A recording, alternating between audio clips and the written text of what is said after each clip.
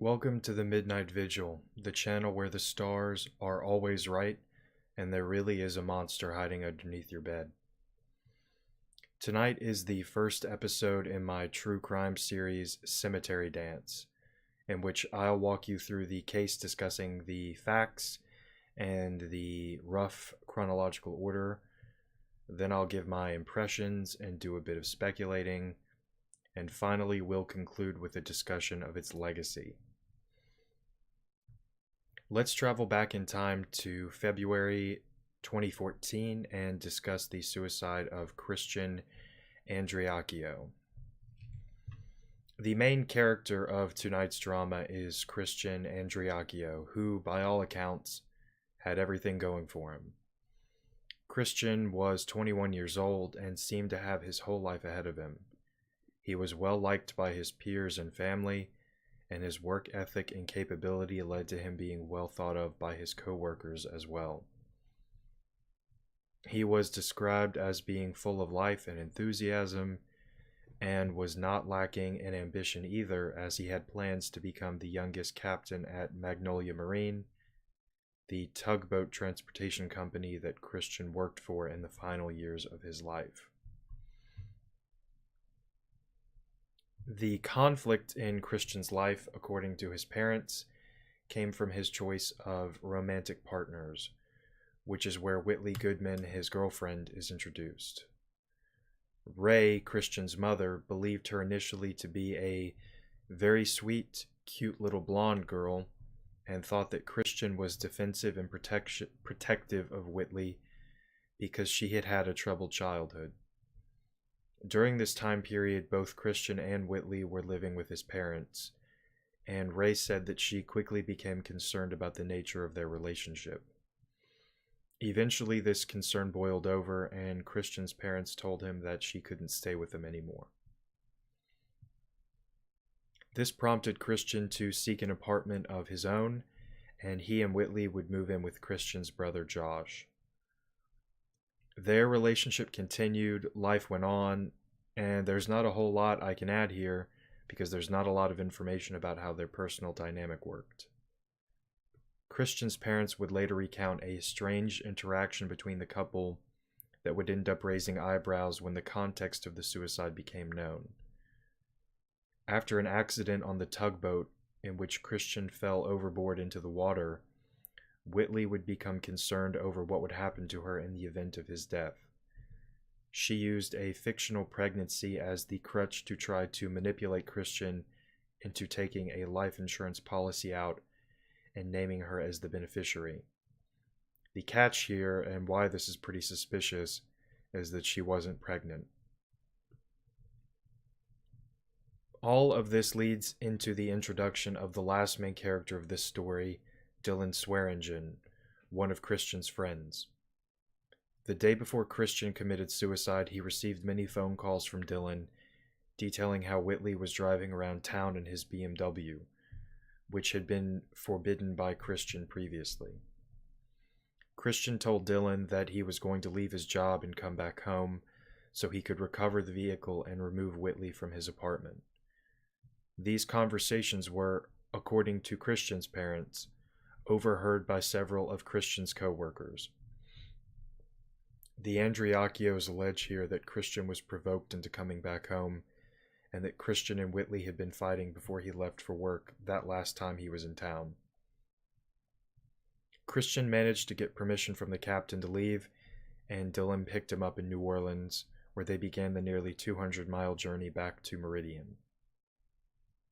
On that day, February 26, 2014, Christian would commit suicide. The timeline of events here is confusing because Whitley and Dylan's statements to police don't exactly match up. In the lead up to the suicide, Dylan would leave the apartment to run errands in town. He was observed on bank security footage attempting to withdraw all of Christian's money. Dylan was unsuccessful because he didn't have Christian's PIN number. On later occasions, this story would change in minor ways. In one version, Dylan was getting food for Christian, which was why he had his debit card. In another, Dylan stated that during the drive back to Meridian, Christian had told him that he wanted him to have all of the money in his bank account. During these errands, Whitley's phone was taken to a repair shop after it had apparently been broken in an altercation between Whitley and Christian when both men arrived at the apartment at around 11:30. Dylan would tell police that Christian and Whitley had been arguing about their relationship and that Christian had pulled a gun out, pointing it at his head, asking Whitley if she loved him.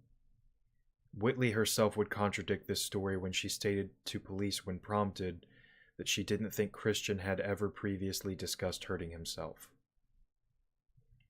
After Dylan was unable to retrieve Christian's money, he made a phone call to Christian's cell phone. The nature of this phone call is unknown. Later on in the investigation, Whitley would be questioned about the location of Christian's phone.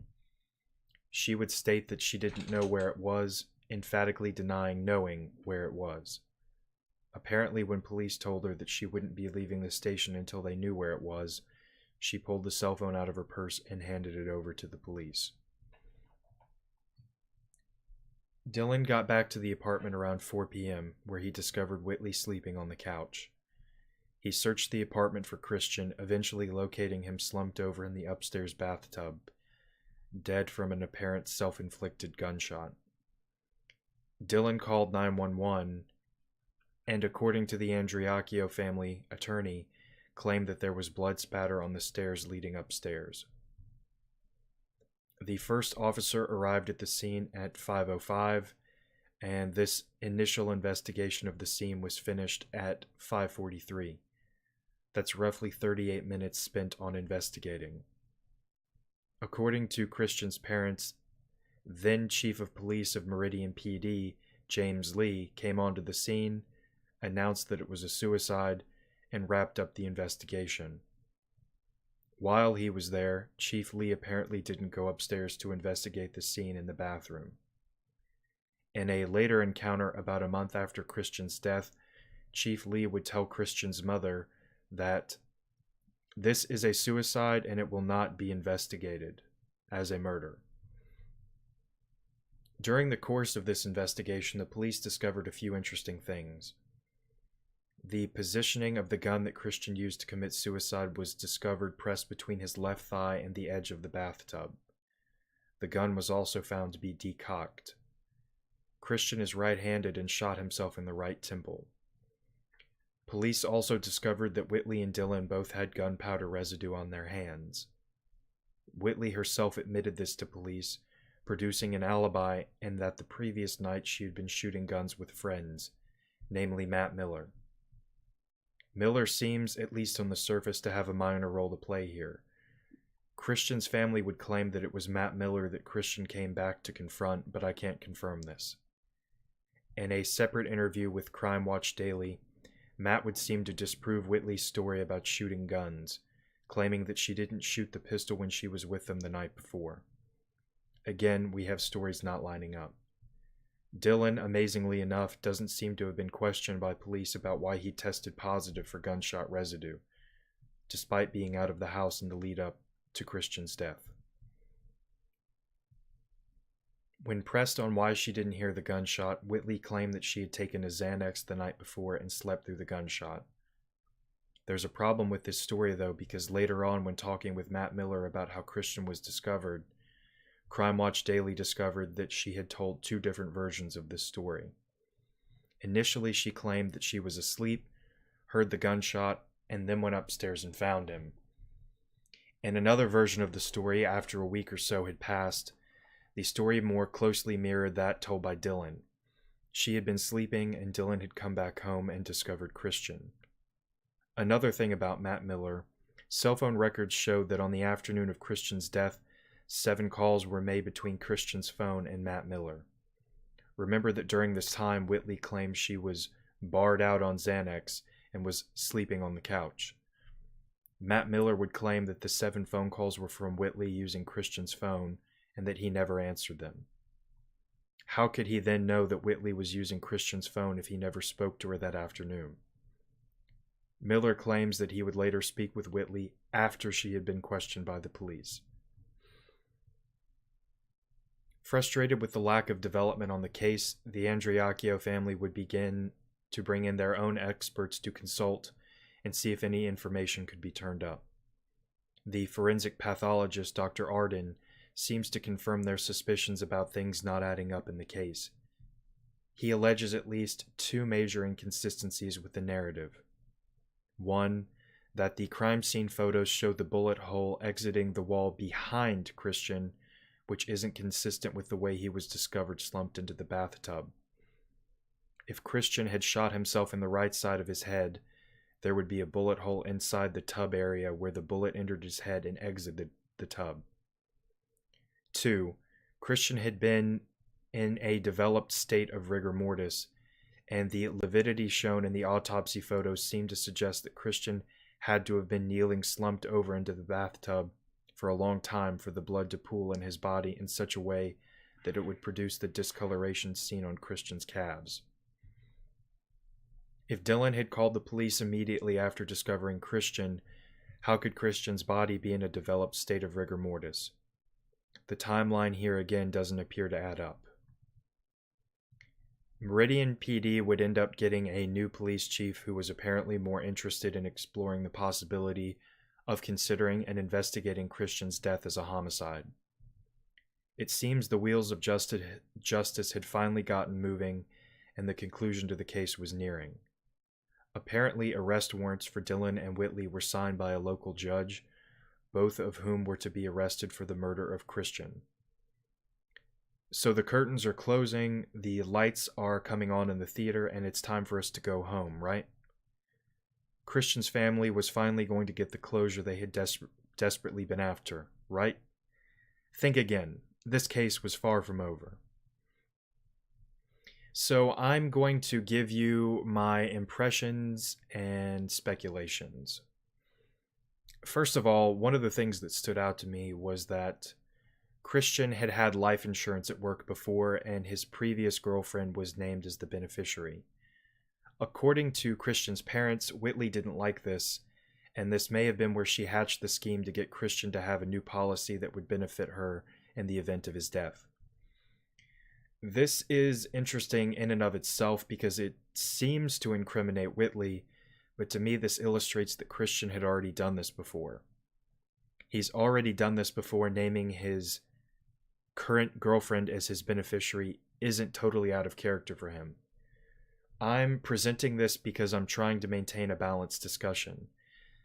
The conclusion of this case didn't go the way that Christian's family wanted, and this bizarre exchange between the two is used to paint Whitley in a negative light. Just because something looks bad doesn't mean that it is bad, but it does play a part in how Whitley is perceived in the whole drama. At worst, she is conspiring here for him to get life insurance, which, by the way, never looks good, and at best she appears to be doing this because she's petty and jealous that he would make this effort for his previous girlfriend but not her. Matt Miller himself says that the scene looked like it was a setup and believes that money was the driving force behind Christian's alleged murder. Christian's parents have said that he was well paid for his work on the tugboat, and he certainly had money to buy the things that he wanted in his life, like his BMW or jet skis as examples. The money comes up again when Dylan apparently approached Christian's grandfather, asking about the life insurance policy and whether it had been paid out or not. In another interesting development, Christian's family say that after his death, they went to the scene of the crime to collect more physical evidence because, according to them, the police didn't do a very thorough job. They found a bloody shirt that was stuffed behind the toilet seat in the bathroom, as well as a knife that had blood on it. The Andreacchios say that they presented this evidence to the police, but that the evidence mysteriously disappeared after that and was never found again. Couple thoughts here. Part of me recoiled a little bit on the inside at the thought of a separate entity, one that has a bias here like the Andreacchios have, presenting unprocessed physical evidence that they have obtained. How can we even verify the integrity of this evidence? Where did it even come from? The Andreacchios would have us believe their narrative that the investigation was botched, and apparently it was so botched that police failed to collect a bloodied shirt that was inches away from Christian's body in the bathroom. I remember that famous saying, "Never attribute to malice that which can be explained by incompetence." Do we assume here that the police didn't see it and are thus morons, or that the shirt wasn't there when they processed the scene? Both of these thoughts are unpleasant to consider. The Andreacchios deeply believe that Christian was murdered, and there seems to be the suggestions from their side of major police incompetence, and maybe even a cover-up. But if we assume that the evidence wasn't initially at the scene for the police to collect, which is why they didn't collect it, then what does that leave us with? The Andreacchios planting evidence at the scene? I don't like that implication, and it frankly makes me feel sick to my stomach to even consider it. But that's exactly what I would imagine the other side of this would say. You know, how can we trust this evidence? How do we even know where you got it from? At any rate, something was collected and submitted to the police, and then seemed to vanish into thin air. Where did this shirt and knife go? Where's the chain of custody on this evidence? How does something like that just go missing? It boggles the mind. After the conclusion of the case, which I'll talk about later in the legacy portion of this video, the Andreacchios expressed dissatisfaction with the proceedings, claiming that the witnesses and experts they produced were not consulted in the legal proceeding. They seem particularly upset that the supposed eyewitnesses to Christian's multiple phone calls on the tugboat were not looked into. The stories I read for the background of this case cite an unnamed female cook in particular. These are the people who would vouch for this story, so where are they? Why are they not called in here to give their accounts? Or how about the experts they brought in, like Dr. Arden, who prepared his own case file, the so-called Arden Report, which gave his account of the evidence and concluded that Christian had been murdered? Well, allow me to speculate recklessly here. Maybe this unnamed female cook's testimony would have been irrelevant. No one disputes that Christian was called multiple times on the tugboat, because cell phone records would have proven that anyways. Dylan certainly didn't dispute that he called Christian, and there doesn't appear to be a disagreement over the nature of the calls either. I mean, these are just the known facts. The Andreacchios want those witnesses to be a part of the record because in the language that they use to define this interaction, they claim that Christian was provoked into coming back home, that he was called so many times and he was bothered and interrupted at work. The provocation here is a part of the narrative that they're selling, that they want people to believe. That suggests that Dylan, and maybe even Dylan and Whitley together, were setting up Christian, and that this was part of their plan to lure him back home. The other issue that they were upset with was that the experts they had privately brought in to consult in their own investigation were not given the weight that they felt was deserved. Dr. Arden, who certainly is well accomplished and worked on the DC anthrax case and the DC sniper case, as well as private investigators and crime scene reconstructionists, it just seems like all of their findings weren't included in the legal case against Dylan and Whitley. The big elephant in the room that I've been waiting to discuss is the police investigation itself. There appears to be a vast amount of incompetency at the root of this investigation. I'm not here to decide if someone is guilty or innocent, but there's so much circumstantial here that at least warrants an in-depth look.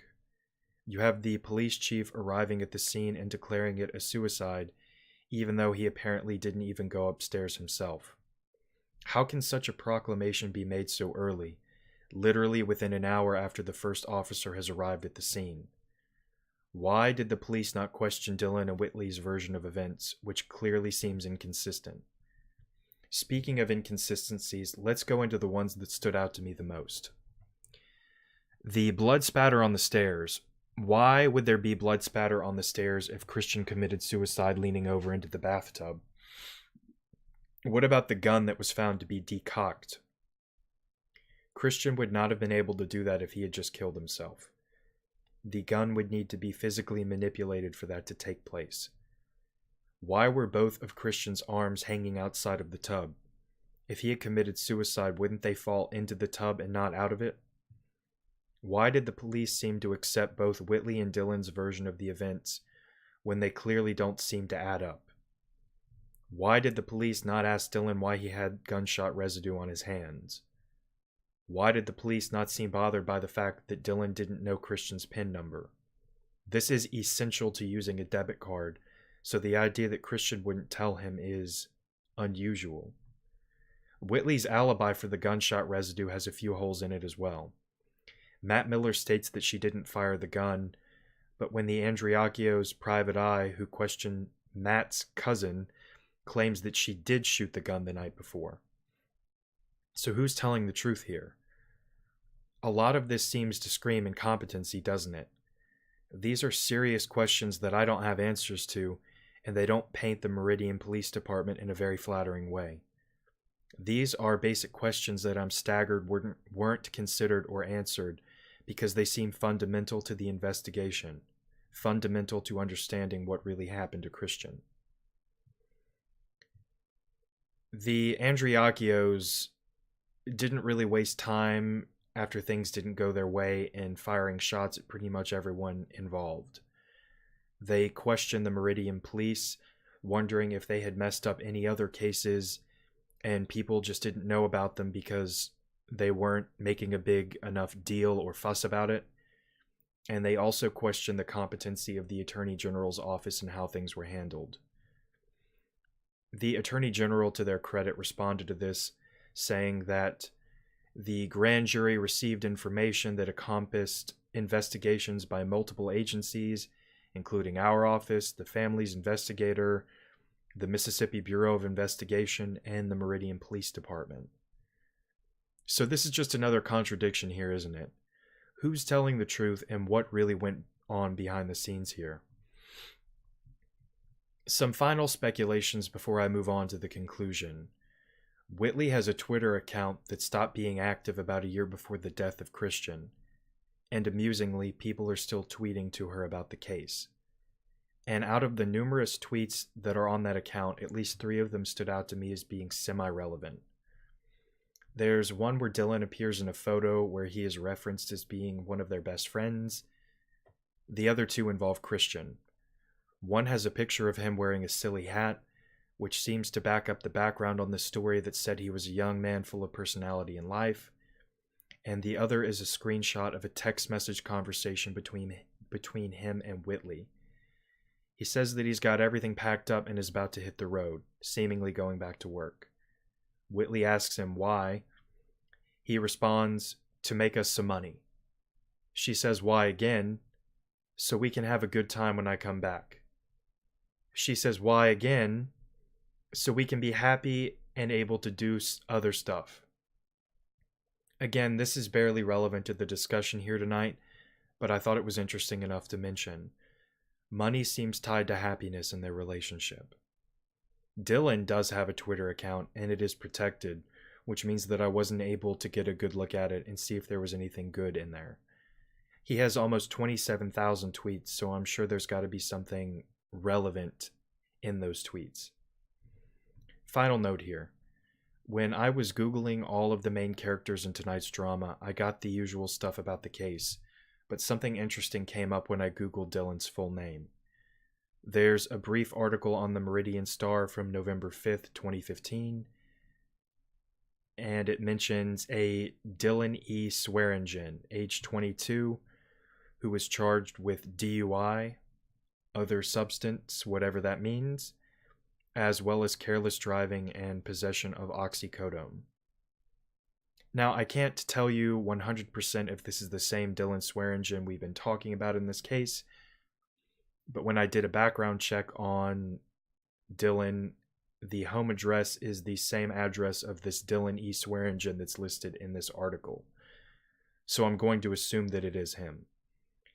The date is what is important here, and I'm going to reference this in just a moment when I do some more reckless speculation in the legacy section. One last bit about Twitter, that again is only barely relevant. When I searched the hashtag for Christian Andreacchio, I found, of course, the Crime Watch Daily account mentioning their videos and the online outrage about the case. A Goodman, who I believe is connected to Dylan's family, replied to everyone who commented on the video saying, "Are you so ignorant that you couldn't see through all of that?"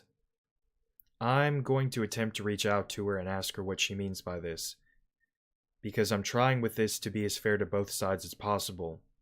It's very difficult to know what's going on in the other camp here because most of the information that exists online is because of the Andreacchio's pursuit of the story and them trying to get justice for what they think happened to their son. So we're just about at the end of this episode, which means it's time to discuss the legacy of this case. Now, before I answer the question that you're all probably dying to know the answer to, what happened with the case? What was the verdict? Who went to jail? You know, those kinds of questions. Let's talk about the media coverage. It's most of the local coverage that you would expect for something like this, but of special importance is the lengthy write-up and hour-long episode that Crime Watch Daily dedicated to this case, which I will link in the description. They make a very persuasive argument for Christian's death being a homicide and talk at length with his parents about their impressions and feelings about his death and how the case was handled by the police. Crime Watch Daily was able to get in contact with Whitley via Facebook Messenger and get a few interesting impressions about the case from her. Whitley states that she was never named a suspect in Christian's death and that the arrest warrants that were signed by the local judge were never activated and were only written to shut Christian's mother up. This is honestly massive. And you know what? I'm inclined to believe Whitley here. Recall in my speculation section where I mentioned Dylan being arrested and charged with DUI and drug possession. That was at the end of 2015, well after the death of Christian, and after Meridian had replaced their police chief and decided to reevaluate the investigation. If there were arrest warrants out for those two people at the time, which is what we're led to believe by the Andreacchios, then Dylan should have been arrested for Christian's murder. But he wasn't. So if the judge says that he signed active warrants and the family has heard this and believes it, and why wouldn't they, then what conclusion am I supposed to draw from this? It's not difficult to see with these non-developments and major inconsistencies why the Andreacchios believe there's something wrong with the investigation. Is there a cover-up here? Whitley goes on to say that if there were any inconsistencies with the ballistics reports and the positioning of Christian's body, she would be in jail. Again, this is an interesting point. If what she's saying about the arrest warrants being a sham is true, which I'm beginning to believe is the case, then it's not unlikely that the ballistics information and the whole thing with the body being positioned, which is information that the Andreacchios experts really stake their claims on, didn't turn out to be the smoking gun that the Andreacchios thought it would be. The only other thing that Whitley says that is relevant is that Christian's mother, Ray, has been publishing lies about the case and has been trying to get money and attention from her own son's death. This is unhelpful and spiteful. Whitley, I have to assume here, is referring to the nonprofit that Ray started after Christian's death, Magnolia Sun, whose goal is to provide footwear and clothing to children in need, specifically children in state custody. This isn't exactly the pinnacle of evil here, folks. You can check out Magnolia Sun yourself to see the work Ray has been doing with it. The link will be in the description. To be fair, Ray seems to respond to this. She admitted that she wants Whitley arrested and that she's running around at the beach and posting on Instagram and living her life. What exact expectations can you have of her behavior, though? Should she be wandering around Meridian clothed in all black and constant mourning? Or should she be bunkered up in the woods hiding from the police? Years and years have passed at this point. I understand that the grieving process is still going on because The Andreacchios don't really feel like they've gotten closure here. But I don't really know what conclusion we're supposed to draw from someone's Instagram photos. If they do move away from Meridian, people assume they're guilty and they're hiding something. If they stay in Meridian and don't move away, people will still say that they're guilty. If the conclusion is that Dylan and Whitley are always going to be guilty, regardless of what they do in their own personal lives, then are you really interested in justice at that point? I don't really think these little details about, you've been at the beach or you've been posting Instagram photos or whatever, I don't really think that's relevant. But it definitely shows you that there's no love lost here between these two parties.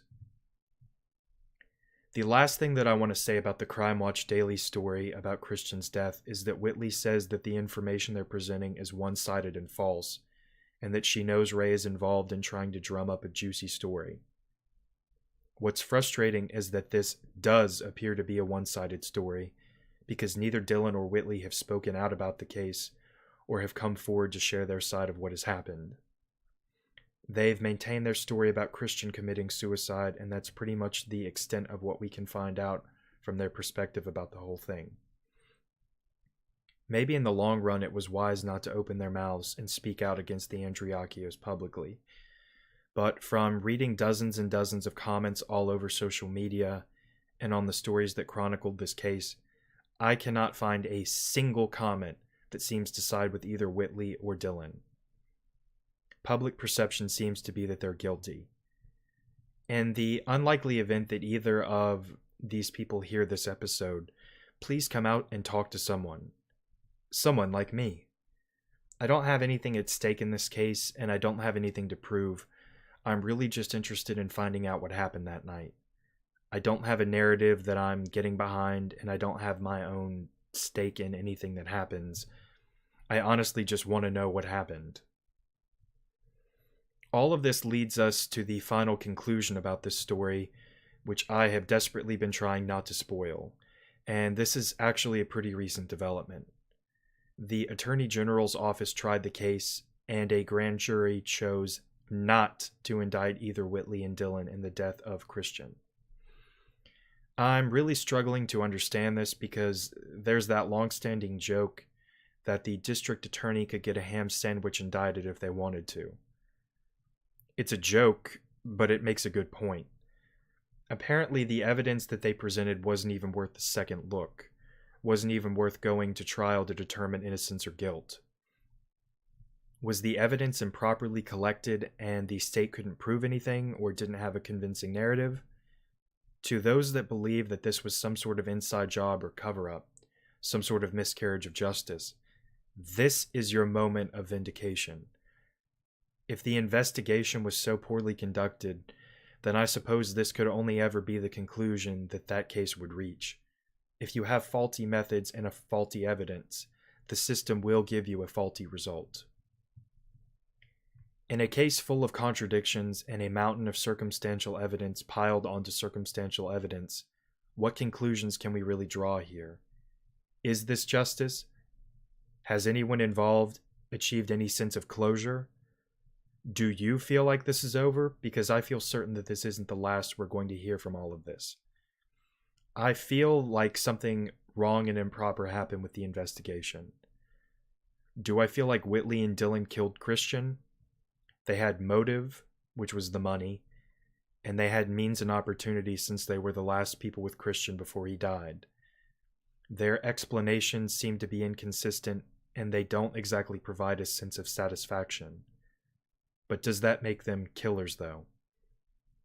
As it stands, Christian Andreacchio committed suicide. Thank you to everyone for watching and going on this journey with me.